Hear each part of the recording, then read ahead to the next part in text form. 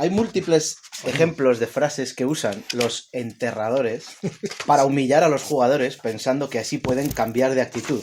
La actitud es una de esas palabras que usan sin saber qué significa.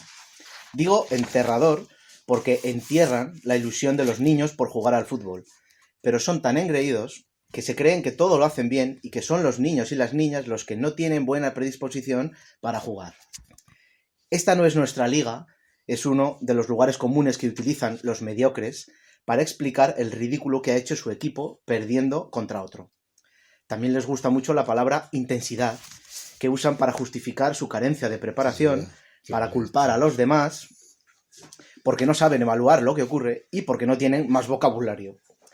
Siempre he dicho que los entrenadores son el 90% del rendimiento de un equipo, pero se sigue pensando que los jugadores son los únicos responsables del mismo, cuando lo único que hacen es sufrir en sus cuerpos y en sus mentes la mediocridad del enterrador.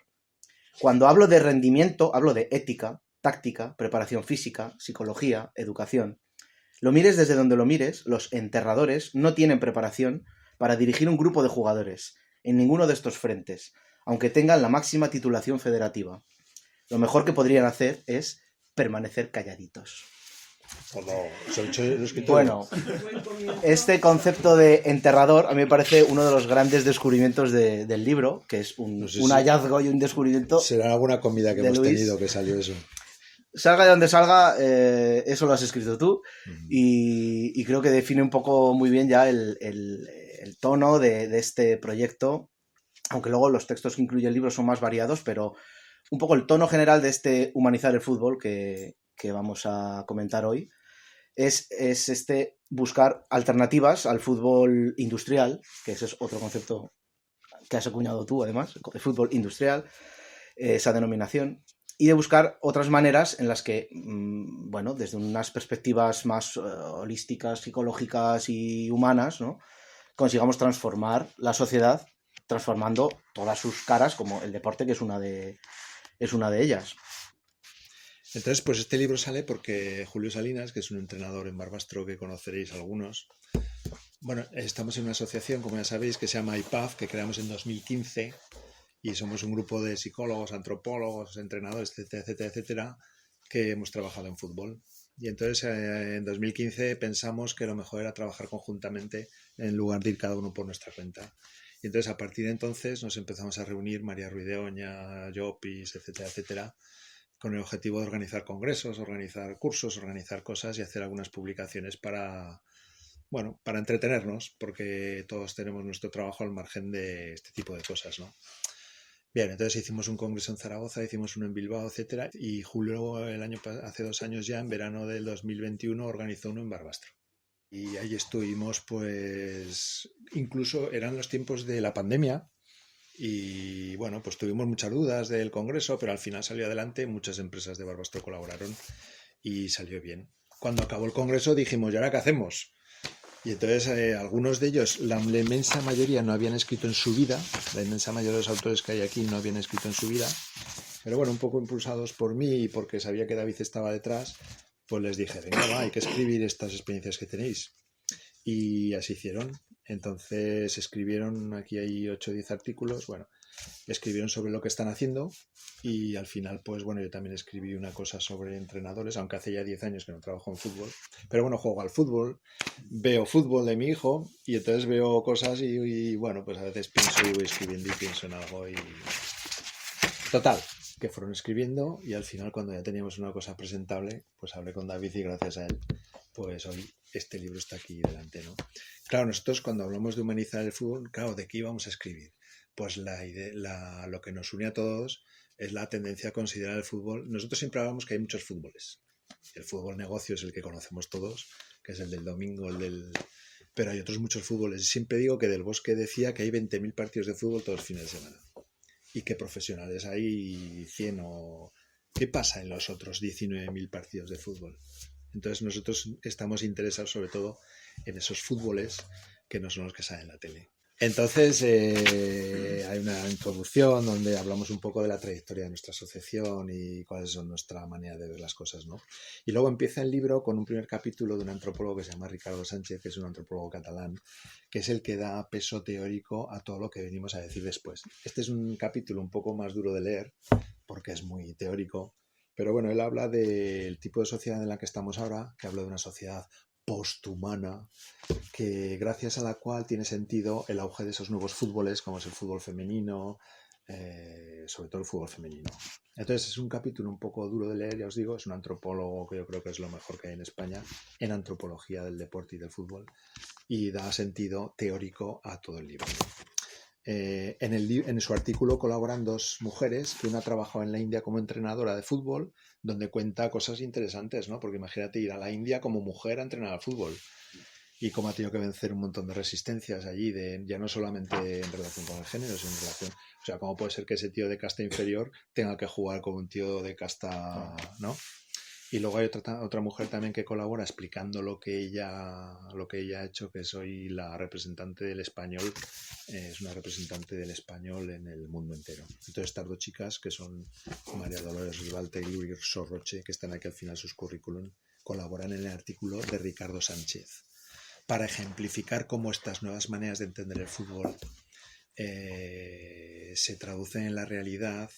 O sea, esa visión teórica que tiene Ricardo se ejemplifica en la realidad con las dos experiencias de estas dos mujeres. Y luego estamos todos los demás. Entonces aquí está el primer capítulo, es el de las italianas, Caterina Gozzoli y Chiara D'Angelo, que algunos habéis conocido en otros libros que han venido, que son psicólogas que han trabajado siempre en Milán. También hace una visión un poco teórica de su trabajo, siguen trabajando allí, siguen intentándolo. En Italia más difícil que en España, aunque nos parezca mentira. En Italia todavía tienen más dificultades para insertar esta filosofía.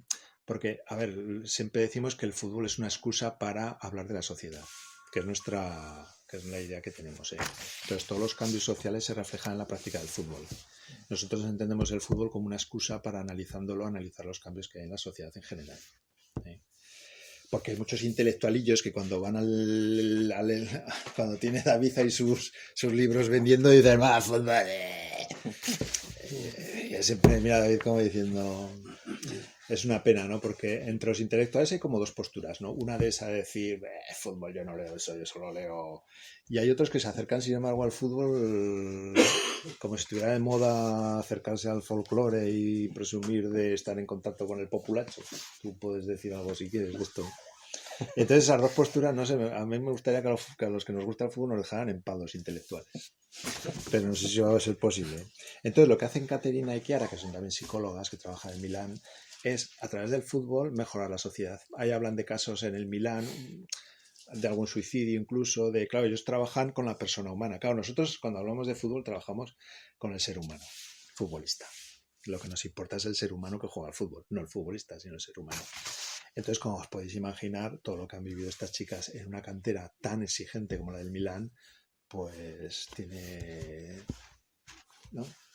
Bien, entonces cuentan el trabajo que han ido haciendo ellas y cuentan también desde la posición teórica que lo han hecho. Porque claro, cuando los psicólogos trabajamos en fútbol, los antropólogos, tenemos una visión, una perspectiva teórica y metodológica detrás que justifica y que arropa todo lo que hacemos. No es que vamos allí a ver qué, ¿no? Sino que tenemos una manera de entender la sociedad y tenemos una manera de entender el mundo a través de la cual miramos el fútbol. De esto hablan las italianas.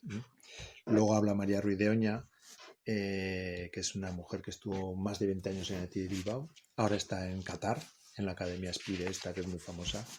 Y bueno, cualquier día de estas volverá. Y esta mujer habla del trabajo que hace como psicóloga en Qatar, después de haber pasado, ya te digo, más de 20 años por el Athletic Bilbao. Luego hablo yo, que digo, entrenador, calladito estás más guapo, se titula. Es un guiño al anterior libro que se titulaba Cállate papá. Claro, porque cuando a mí me preguntan, ¿es que los papás sois muy gamberros? Yo digo, los papás somos muy gamberros y son los entrenadores, y son los directivos, y son todos los demás, y son los periodistas, y son los tertulianos. Vale que los padres somos unos gamberros, y ya sabéis que hay miles de ejemplos que lo corroboran. Pero también cuando oyes a un entrenador los fines de semana gritar y vociferar e insultar, o cuando un directivo se corrompe y no sé qué, o cuando un tertuliano está diciendo las cosas que dice, o cuando... Entonces, aquí todos somos un poco gamberros, no solo los papás. Entonces, si queremos entender algo, hay que entender el contexto general de esta cultura del fútbol que provoca ese gamberrismo general, no solamente en los papás, sino en todos los demás. Entonces, un libro se llamó Cállate papá y ahora este se titula Entrenador Callito estás más guapo, porque como todos sabéis, porque todos tenéis la experiencia del fútbol, los entrenadores estarían más guapos si estuvieran callados. Hay un tipo aquí que decía, sería mejor colocar un palo escoba o de fregona en el banquillo y que algunos entrenadores se quedaran en su casa. Sería mejor para los chavales colocar un palo fregona en el banquillo. Entonces, pongo ejemplos de cómo el discurso de los entrenadores maltrata psicológicamente a los futbolistas, a los deportistas o como queréis llamar. Y ahí hablo un poco de todo eso, qué maneras de hablar tienen. Porque claro, una de las cosas que hacemos los psicólogos es analizar el lenguaje, analizar la conversación, cómo se dirigen los entrenadores, cómo se dirigen a los jugadores. Y lo que estamos viendo es que el lenguaje es perverso. Muchos insultos, muchos menosprecios, muchas... ¿no? Bueno, por eso hablo un poco. Que todo lo hablo de lo que veo en los partidos de mi hijo. Porque yo, como hace tiempo que ya estoy fuera de esto, lo único que hago es que como el sábado voy a ver partidos, pues oigo, veo, escucho y entonces tomo alguna nota y ahí me salen las cosas. Luego Julio Salinas escribe sobre el trabajo en el Villarreal y entonces lo mandaron a Estados Unidos a abrir una escuela del Villarreal, que ya sabéis que es un puto negocio. Y entonces él mismo sabía que era un comercial del Villarreal cuando iba allí. Pero él formaba parte de un club, pero también tiene una manera de ser y él intentó hacer algo diferente. De hecho, al principio le decían, ¿y cuándo nos vas a dar la camiseta si te vas a volver a casa? Porque lo que están acostumbrados allí y en tantas partes del mundo donde todos los clubes grandes tienen sus agencias, pues a que vaya allí... me contaba uno, pues Pardeza vino a Cuba, se hizo una foto y se largó. O sea, también el Real Madrid, con perdón, ha estado en Cuba y esto me lo contaba uno que ha escrito un libro que se titula Fútbol en Cuba, que te aconsejo. Es un antropólogo mexicano que ha escrito un libro que se llama Fútbol en Cuba. Y entonces decía que contaban los cubanos, los chavales, cuando él estuvo allí haciendo trabajo de campo, que una vez vino un tal Pardeza, se hizo una foto y a los 2 días pues ya se fue. Claro, cuando Julio Salinas va a Estados Unidos, pues no quiere hacer esto. Él piensa en los sujetos, piensa en los chavales, piensa... Y entonces su manera de proceder allí es diferente, a pesar de que tiene un club detrás que le está exigiendo cosas que son distintas o que contradicen su manera de proceder. Su manera de proceder es siempre en este recorrido, digamos, filosófico que tenemos, de pensar siempre en el sujeto, de apostar por el sujeto que juega al fútbol, ¿no? Y no por su cartera. Entonces allí cuenta la experiencia de Estados Unidos. Y estuvo más de un año, va, viene, le tocó la pandemia, entonces va, tiene que volver, vuelve. Una de las cosas que él siempre ha pregonado, que también lo dice luego Sergio Navarro, es delegar la responsabilidad del entrenamiento en los demás, sobre todo en los niños. Entonces, él cuenta que la primera vez que fue allí, porque además los americanos, los que tenéis experiencia con ellos, ya sabéis cómo son de orden y mando, y decía, venga, va, ¿qué tenemos que hacer? ¿Cuál es la salida del balón según el Villarreal? Y entonces Julio Salinas le decía, no sé. O sea, decidme vosotros qué es lo que hay que hacer aquí, ¿no? Entonces siempre andaba así, delegando a los demás la responsabilidad que tenían que hacer. Y eso fue un choque, dice, cultural importante, porque los americanos dice que estaban muy acostumbrados, ahí había un coordinador, o sea, disciplina militar y aquel que dice lo de arriba, que es el que sabe, y los demás a obedecer. Él intentó romper todo esto, intentó romper muchas cosas. Hay cosas que cuentan muy curiosas, ¿no? Como por ejemplo, pues un día falta un linier y entonces le dicen a un padre, ponte tú de linier, y el padre se pone de línea. Eso que aquí sería... Pues él cuenta que allí pues un padre se puso de linier y no pasó nada. Aquí imagínate tú que me dicen a mí el fin de semana ponte de linier, me cago en la puta. Entonces cuenta cosas de estas. Luego, por ejemplo, dice que los padres tenían mucha implicación, que iban todos a comer. Ya sabéis que allí viven muchos las barbacoas, ¿eh? Y entonces iban muchísimo a comer juntos. Bueno, en fin, pues cosas que refuerzan un poco esta visión también humanitaria del fútbol, de lo que es la dimensión social, la alimentación, las relaciones distintas, etcétera, etcétera. Bueno, cuenta su experiencia. Y luego está Sergio Navarro, que es el último que nos habla de... Sergio Navarro fue el director de la cantera del Villarreal, ahora es director de la cantera de Athletic Bilbao, fue segundo entrenador del Levante y también siempre su visión del fútbol ha sido diferente a lo que estamos acostumbrados. Raúl lo sabe también porque habla mucho con él, Raúl es entrenador y sabe mucho que Sergio lo que propone, los entrenadores dicen, el córner se saca así, esto se saca así, todo el día mandando, ¿no? Lo que propone Sergio es, a ver, ¿cómo hacemos esto? Y entonces delega a los jugadores y delega la preparación de los entrenamientos, la preparación de la táctica, la preparación de... Tú que estás en vuestros profesionales, tú entras allí y ves allí el córner, no sé qué, el córner no sé cuántos, y pasan los jugadores por delante y no... O sea, ¿cómo se enseña a jugar al fútbol? Que esta es una cuestión que no sé... ¿Cómo se enseña? O sea, llega allí uno como el maestro en clase y dice pom, pom, pom, pom, pom, pom, pom, y los demás escuchan y no se enteran de nada. Es verdad que ese modelo de enseñanza, en la enseñanza clásica, en la enseñanza que también se ha dado tradicionalmente en el fútbol, pues se sigue utilizando y no tiene sentido. Entonces, lo que ha hecho siempre Sergio es, ya te digo, delegar la responsabilidad de prepararlas, o sea, cambiar el modelo de enseñanza-aprendizaje, pensando en el ser humano que tienes delante, en el ser humano como ser pensante, no como un inútil al que hay que contarle todo lo que hay que hacer, ¿no? Y eso es lo que nos cuenta. Y cuenta además cómo todo eso le ha dado buenos resultados. Presume de haber ganado en el Bernabéu, presume de haber ganado al Barcelona, presume con un equipo como el Levante, que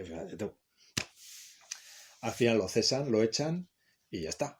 Pero bueno, él presume de haber intentado hacer algo. O sea, lo que está diciendo es que todo esto no solo es para niños, para la academia, pomposamente, como se llaman, sino también vale en el fútbol profesional, con jugadores profesionales, y él presume de eso. Y cuenta con datos objetivos los éxitos que tuvo en cuanto a resultados, aplicando esta nueva manera distinta de pensar en el ser humano.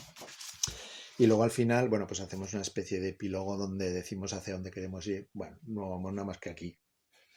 Quiere decir que somos un grupo de gente que, pues que le dedicamos un rato a esto y que ya está. Desde que tenéis IPAF y la asociación y todo este trabajo que estáis haciendo, ¿notáis algún leve cambio real, alguna leve apertura de conciencia a un nivel más mediático, más social? A ver, hay casos ¿O puntuales. todavía seguís un poco como este que clavaba en el desierto solo ahí? Sí, nosotros ahí por ahí digo somos unos Quijotes, sí, pero es verdad que hay casos puntuales y que hay ejemplos de gente que está haciendo las cosas diferentes. No sobre la práctica del fútbol en sí, sino por lo que hablamos del fútbol como el potencial que tiene para transformar la sociedad. Y cómo se puede educar a los futbolistas. Yo siempre he dicho por ahí cuando voy que educar a los futbolistas es educarlos en ciudadanía, que cuando estás con un chaval educándolo a través del fútbol, luego se va a comprar tomates, va a... Entonces Sí, un hacer chaval unas interacciones donde has potenciado a través y gracias a la práctica del fútbol su educación, entre comillas, pues es un chaval que luego vive en sociedad. Entonces vale la pena dedicar tiempo a la educación de los futbolistas pequeños, porque luego vamos a vivir. Entonces hay una tendencia general todavía a lo que es la industria. Ahora el mundo del fútbol mueve muchísimo dinero desde pequeño. Cualquiera tiene una academia que llaman. no. Las academias. O las... Pero hay casos excepcionales, ¿no?, que intentan hacer las cosas diferentes. Claro, a todos los han cesado. Ahí tienes un ejemplo, a todos los echan. O sea, hay futbolistas que están acostumbrados, hay personas al condicionamiento operante, al condicionamiento clásico, al conductismo. O sea, aquí mando yo y toma, te echo la sardina y mueve las aletas. Y entonces cuesta desacostumbrar a la gente. Bueno, en la escuela pasa igual, en los institutos, los estudiantes están acostumbrados a... Entonces cuesta. Pero hay ejemplos buenos aquí de cómo se hacen cosas diferentes. Entonces ya os digo que hay muchos fútboles y estaría bien pues no centrarse solo en el fútbol negocio, que es el que vemos en la tele, sino en todos los que hay por ahí. Porque ahí se ven cosas que valen la pena, que están bien. Y siendo utópico o puesto a soñar en lo imposible, ¿cómo se podría a ver, a mí me gustaría que los fomentar enterradores tuvieran o... una formación diferente. Hay que trabajar con los enterradores. Pero no por ellos, sino por los niños. O sea, la manera de cambiar esto es que los entrenadores cambien su manera de entrenar, pensando no tanto pensando en el sujeto, en el ser humano. Lo cual no quiere decir que no haya que decirle al banquillo y eres idiota y juegas muy mal, porque hay una tendencia también a todo es maravilloso. No. Eso también hay que exigirles y entonces hoy estaría muy bien que los entrenadores tuvieran una manera diferente de pensar sobre el entrenamiento, sobre la vida, sobre las relaciones, sobre todo. Pero la formación que reciben es escasa en estos No, y que al final asuntos. son un engranaje de un Claro, mecanismo de una mucho cultura, mayor sí, que demanda pues Sí, motivos sí. económicos y otros. Yo siempre he dicho que delegan la formación de los niños pequeños, la delegan en chavales que no tienen ninguna preparación, no ya como entrenadores de fútbol en sí, Como sino personas, casi. sí, si es que son monitores de tiempo libre, les digo yo, como mucho. Y entonces, claro, pues es una pena que esa gente, que nuestros hijos, que los pequeños, dediquen 2 o 3 o 4 días a la semana a una actividad donde quien la organiza, donde quien la gestiona, donde quien no tiene formación para sacar de ellos mucho más de lo que podría sacar. Entonces hay que trabajar con los enterradores. Pero los enterradores solo quieren trabajar donde hay perricas. Sí, claro, es que también los clubes no quieren pagar por esto. Porque No, imagino que y es un también. negocio porque pagan una cuota a los niños, pagan Ya, buenas pasa que, cuotas, bueno, ¿eh? es eso, es parte de la educación del sistema, ¿no? Que parece que no es una cosa que dé beneficio a corto plazo, a lo mejor, para ellos, para sus cuentas, Sí, y a lo mejor por eso, pues, ya, bueno, mantienen un modelo que les sí. resulta Bueno, el más tema de los rentable por dirigentes lo que sea. es un tema también. Si los papás somos burros, los dirigentes ni te cuento. Claro, es que los papás son un argumenos y los que mandan, que son pues, porque todos los hemos sufrido, a los directivos y a los presidentes y a los, bueno, todo el mundo ve en el fútbol desde En el Jesús palco. Gil y desde todo esto, pues esos son la gente que manda en el fútbol, ¿eh? Esos son los que seleccionan, los que contratan, esos son los jefes. Y claro, pues ¿qué se puede esperar cuando son... Y los representantes, que y los los hoy en día tienen representantes y se dejan llevar. Claro, sí. O sea, los captan como un objeto más de mercado, sí. Y los mueven por ahí porque eso mueve mucho dinero. Entonces, por ahí digo que somos unos Quijotes relacionados de hienas o algo así, digo, en un momento dado. Pues así es. Pero bueno, aquí estamos. Manuel, Ellos, hay pues, que trabajar con los entrenadores. Yo estoy totalmente de acuerdo, pero Hombre, a mí claro, me gusta que esté una presentación de un libro que habla de que todos los entrenadores tienen que ser como yo. Sí. ¿Cómo? Tú sabes que yo no soy Sí. ningún entrenador. Hombre, claro. Yo soy justo lo que tú dices que se debe de ser. Por eso estás Es invitado buen- aquí. Es buena idea que se enseñe a los entrenadores a no ser entrenadores, pero tú puedes preparar a los entrenadores muy bien preparados. Sí. Si no preparas lo que acabo de nombrar a papás Sí, y a directivos, no demos nada. Claro. Si los niños que tú coges en categorías, ya sabes que yo siempre he llevado regionales, si ya te vienen malcriados desde abajo, Sí. yo he sufrido una directiva que se quejaba de mí porque Sí. no gritaba. No. Y digo, ya hasta que me toman la nariz y digo, vamos a ver, yo trabajo durante la semana y cuando no grito es cuando todo funciona bien. Y si funciona mal, llamo a uno, le hago un gesto y le digo la cosa. No tengo por qué ridiculizar al jugador delante del mundo o simplemente hacerle una corrección que el chico a lo mejor se va a venir abajo porque se siente que le estás atacando, porque siente que todo el público lo está mirando. Entonces, Sí. la directiva no está contenta conmigo porque no me cagaba en la madre que parió a la normal aquel que no corría, ni porque no decía al otro que es un hijo de puta, o porque no tiraba la libreta al árbitro. Entonces, como yo no era de esos, no les gustaba. Ganas la liga Bueno, todos y al somos. día siguiente te echan. Todos, ¿Por qué no les gustas? ya se ha dicho, formaba parte de una Tremendo. cultura de fútbol Claro. donde es difícil. Aquí Claro. todos hemos pasado por eso. Claro. Sí, Padres que saben más que el entrenador. Bueno, pues nada. Nada, ¿decís muchas gracias a algo? todos. Muchas gracias. Venga.